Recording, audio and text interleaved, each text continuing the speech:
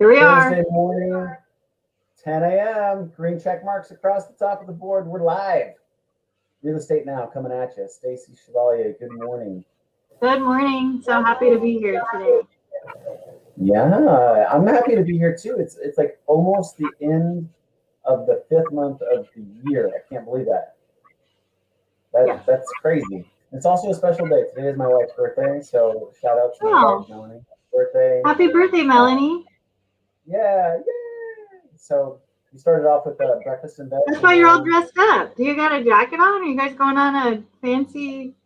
Loan Depot sports. I thought it was a real jacket. Yeah. Hold on. Let's dive into this really quick.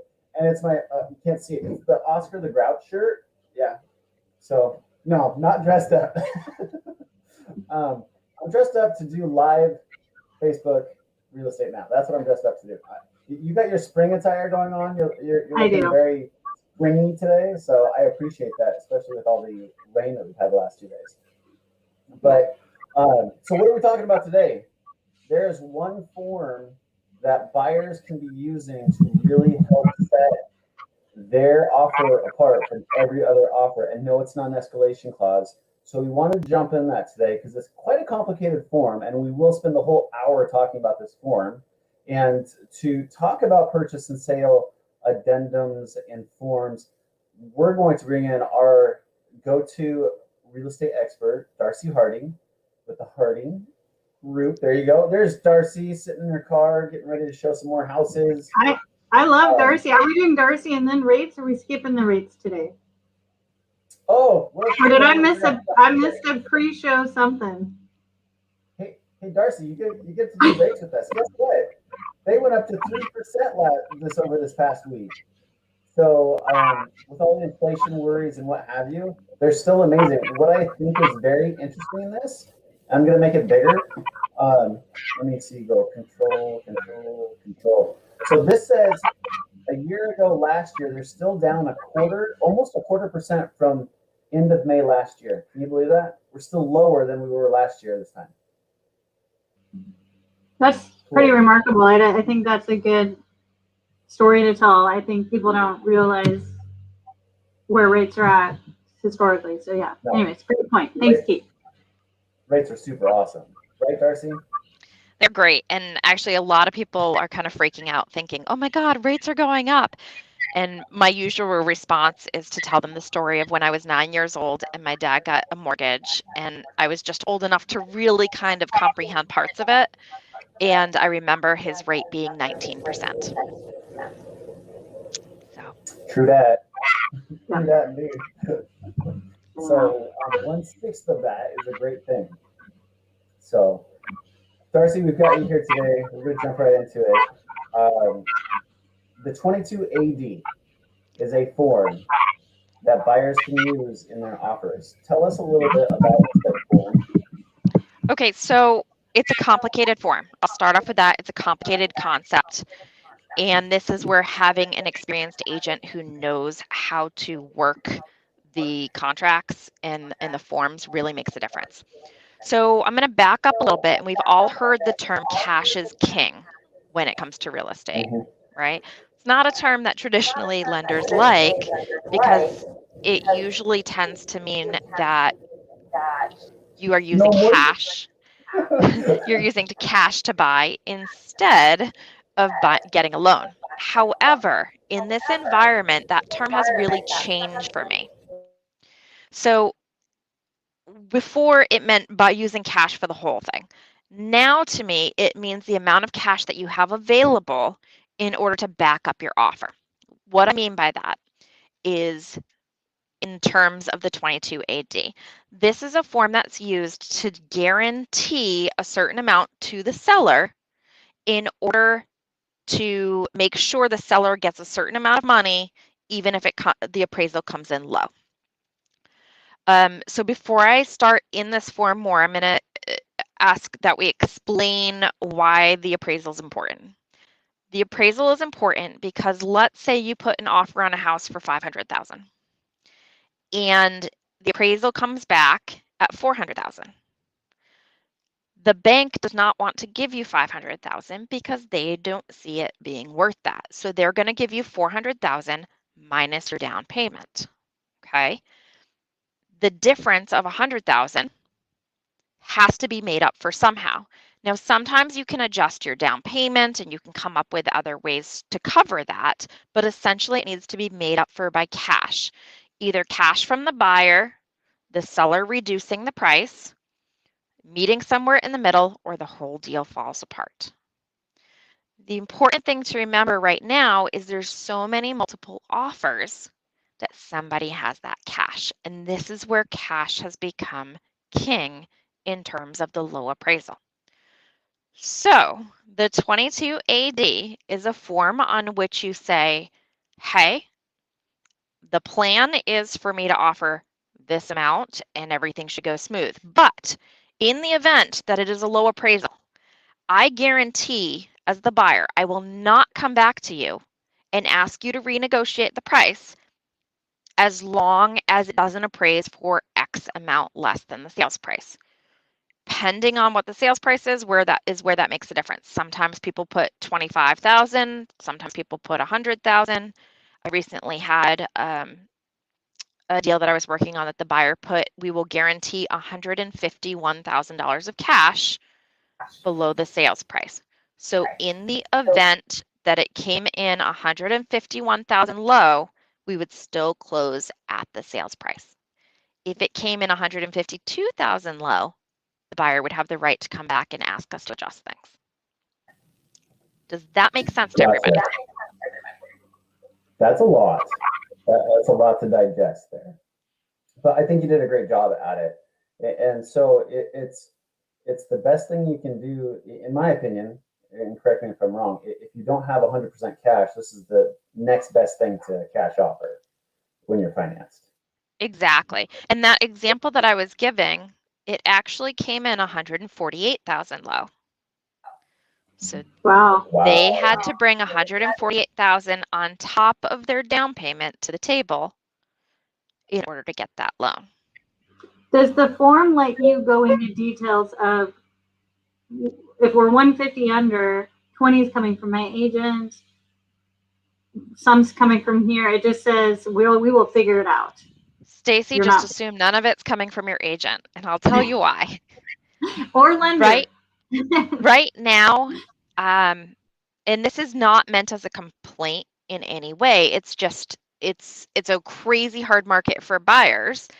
Therefore, it's a crazy hard market for agents. People think that, oh, it's such a hot market, agents must be rolling in it. Well, no, if I am normally have to write 1 or 2 offers for a buyer, and right now I'm writing 9 to 15 offers, then I'm working 9 to 15 times harder than usual. And that's that many less people I can help.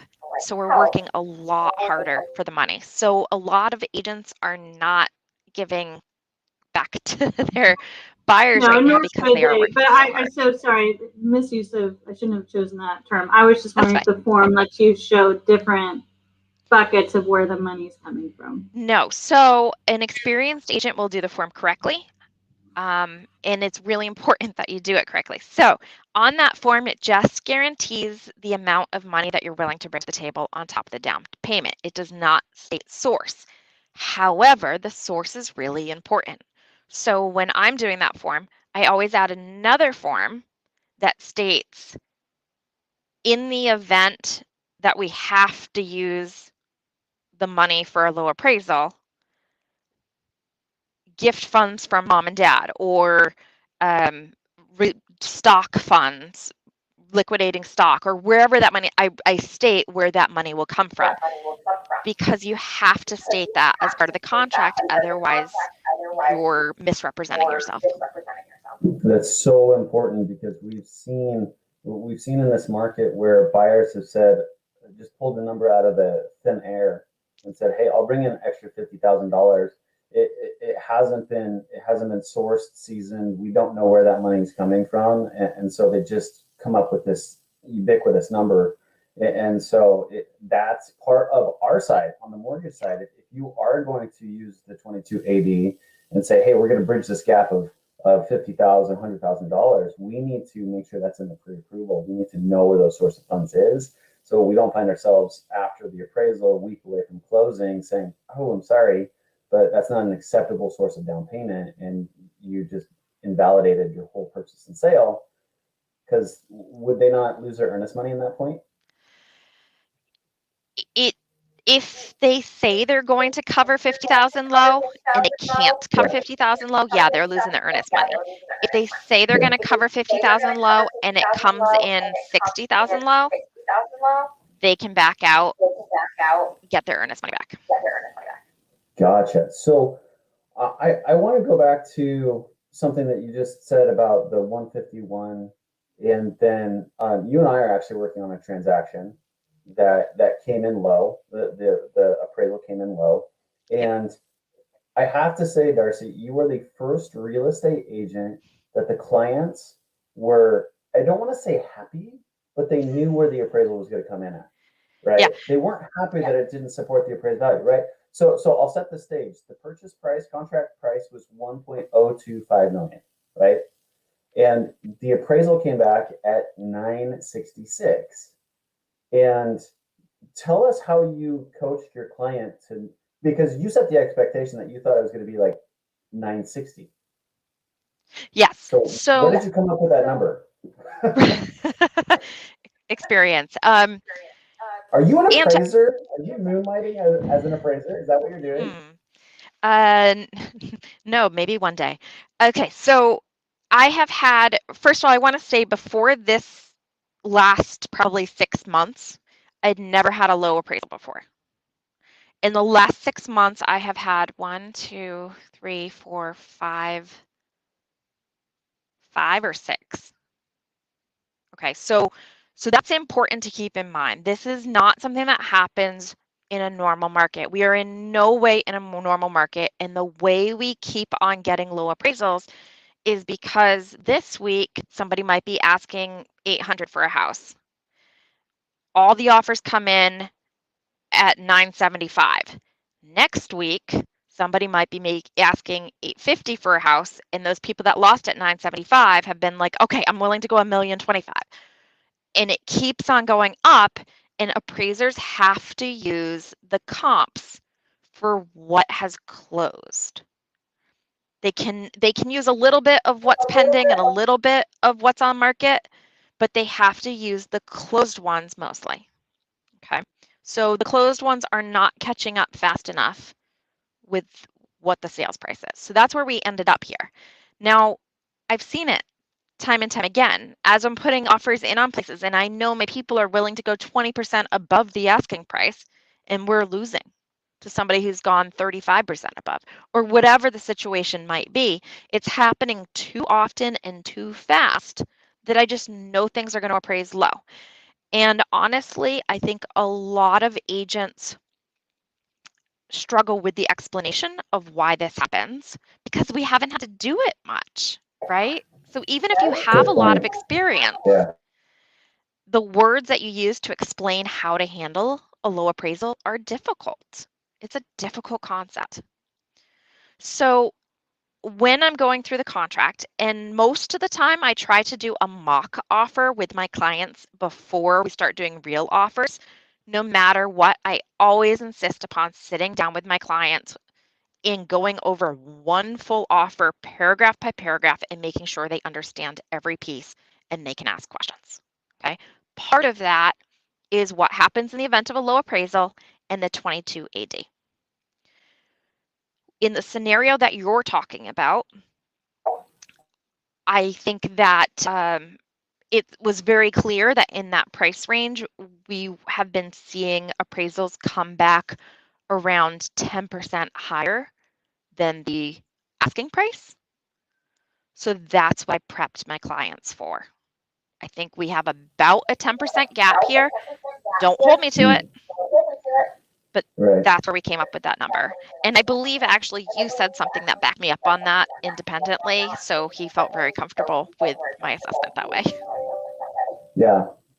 Yeah. I mean, you hit the nail on the head. The appraiser is bound to use the closed deals. So if you've ratcheted one up and then you've ratcheted the next one up and then the third one comes in, they're trying to use this middle guy as a comp, but it's not closed yet, right? So they have to go back to this bottom rung guy, this bottom rung listing, which is, to your point, 15-20% lower than what we're currently under contract with. So that's where the 22 AB comes into play. Huge.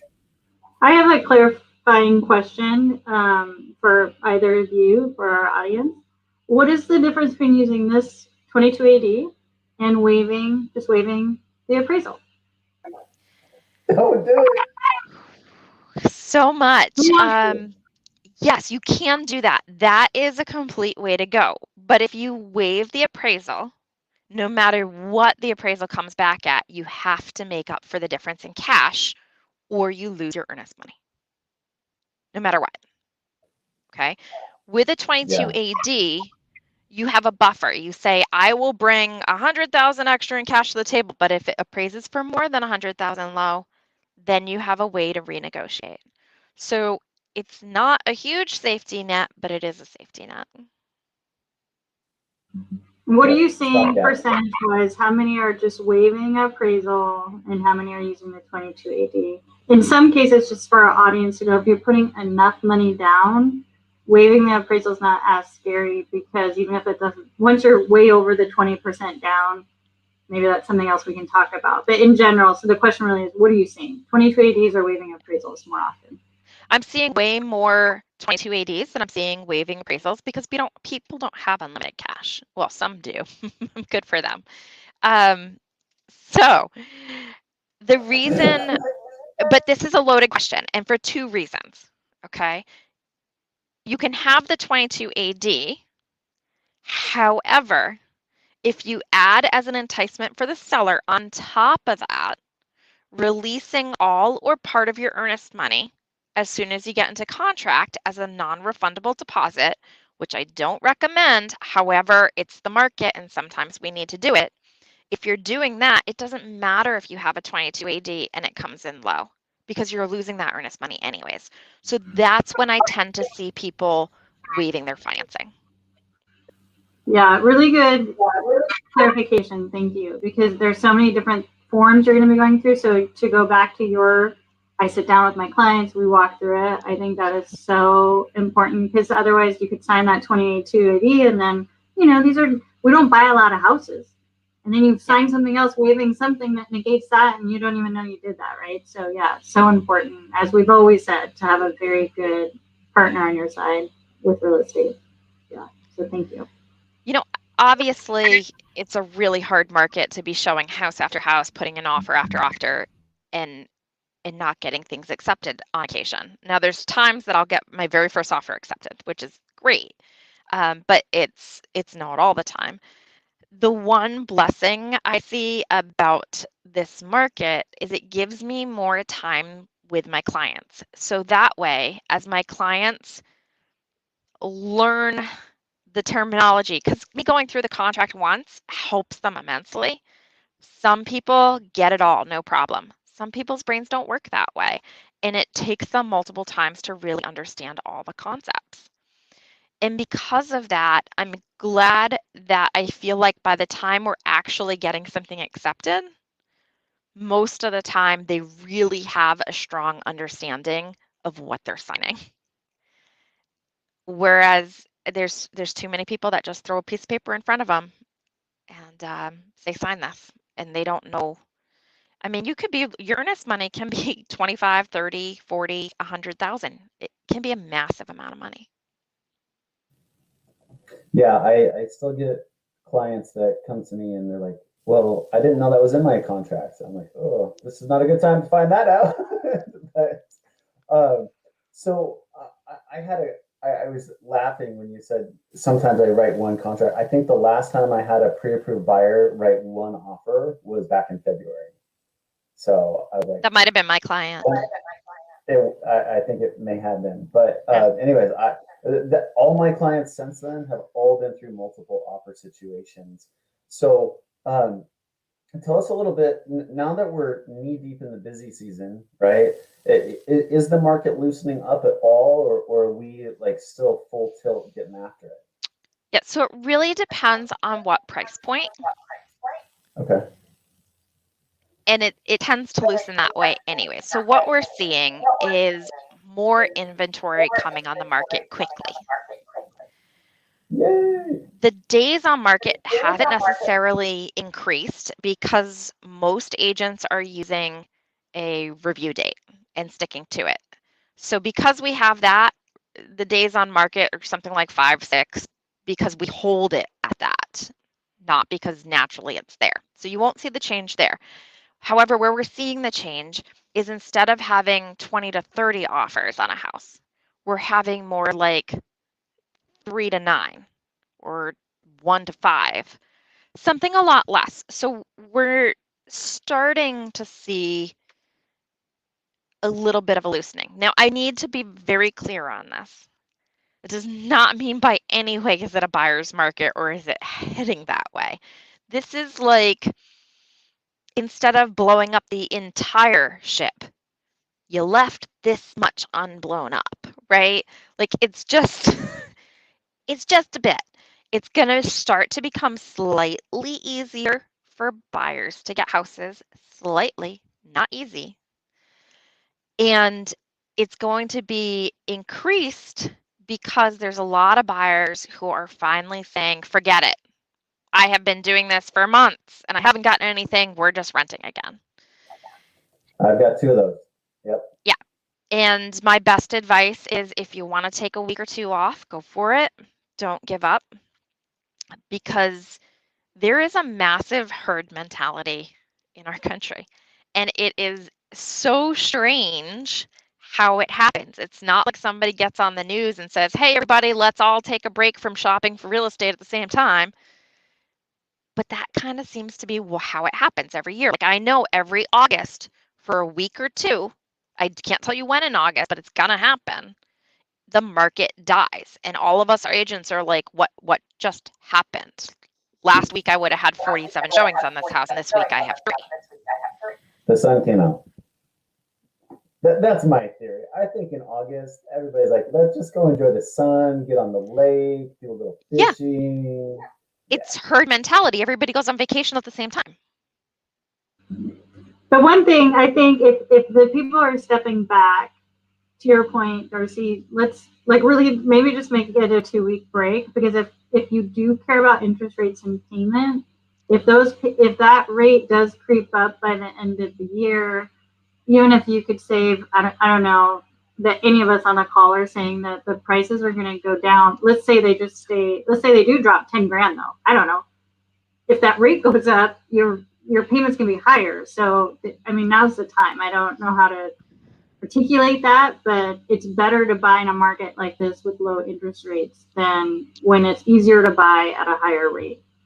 In my You're opinion. absolutely right. And I think the hard part is you're talking facts and statistics. I'm talking emotions. Yep. And people either gear towards one or towards the other. It's a rare person that can balance both of those. And those people that are very numbers oriented are going to stick with it and push through. The people that are just exhausted and emotionally shot, they're going to take a break. Yeah, I get both sides of the coin, and I would agree with that sentiment that the folks that can see that, hey, if I go 10, 15% over ask price and I'm in the house for the next 10 years, I'm still way ahead out in front. So that's not a big issue to me. The other side to the coin, the more emotionally driven buyer is I've been told no 3, 4, 5 times. My fear of rejection is high. My guard is up. I don't want to get involved in another house just to be told no again. So I feel both sides of the coin, but I've always looked at real estate, and it's always worked out really well for me. Just knowing that the offer that gets accepted was the one that was supposed to get accepted, and everything in real estate works out for a reason. So just keep getting after it. You know, that's exactly right. And it's, you know, agents are part therapist, part financial guidance, part contract special. Like we do a bunch of different roles. And eventually I'll be happy to share a story with you guys. Unfortunately, we're pending right now, so I can't share the story. But I will tell you time and time again, I see people end up with the right house. I mean, just right now, I have a client that's pending. I can share this story that the first place that we put an offer in on, once we got this place, he said, thank God we did not get that first place. Oh my God, we would have been so unhappy there. And they wanted it so bad. But the process of looking for the right place turned up so much more than they could have anticipated. And they got what they really, really want. My own personal story, we had put offers on several houses and didn't get them. We finally got this one and we were super excited about it. We bought in the fall. And the day we got the keys to our place, we checked our mailbox and we had a certified letter from our landlord telling us we had 30 days to move. He had never talked to us about us, and we'd been there for over 6 years. He had never talked to us about moving before. Wow. So things happen for a reason, and I am not super granola and woo-woo, but I see it all the time, too often to ignore.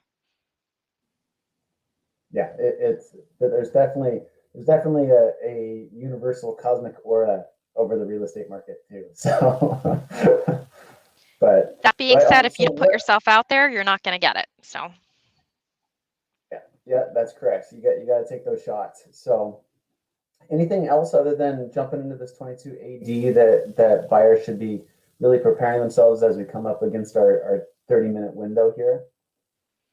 the 22 AD does go into some deeper things, but it's just different avenues to guarantee the same thing. Other than that, right now, I'm seeing almost every single house that I'm doing something with right now has a free rent back to the sellers for an extended period of time.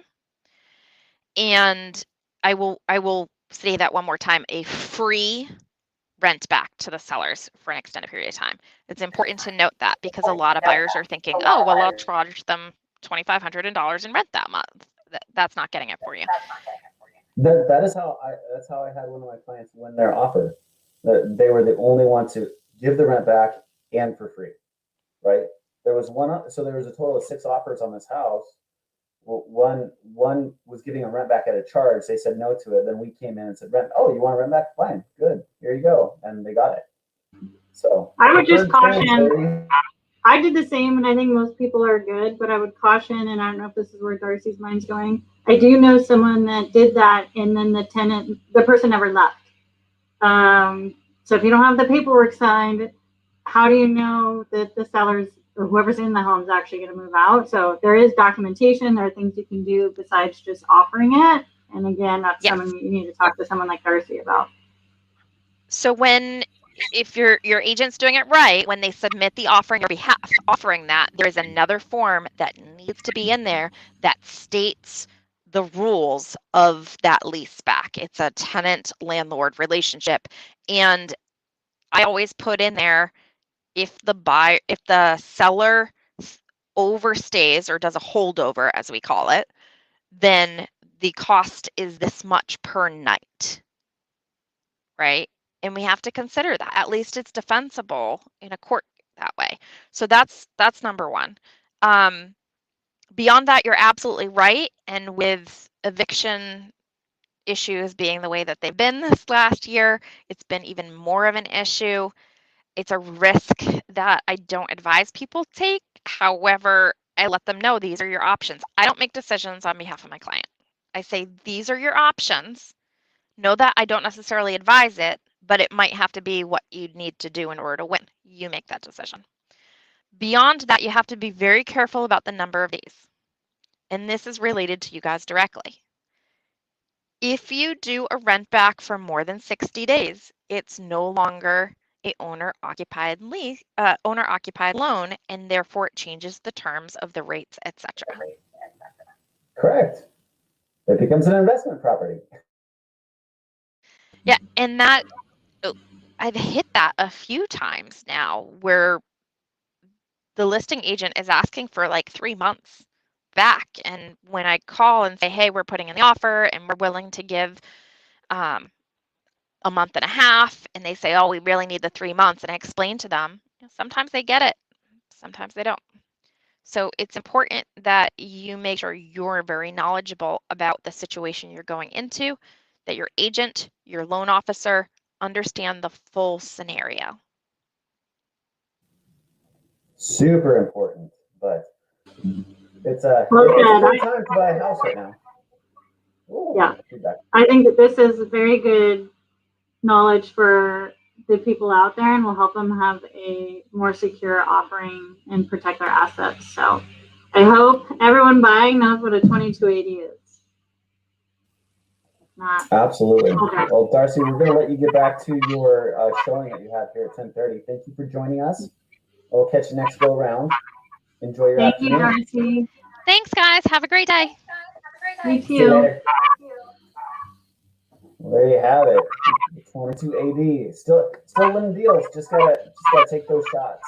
But well, we'll see you guys all next week on Real Estate Now at 10 a.m. live here on Facebook and all the other channels. And have a great week. Enjoy. Yeah. I hope everyone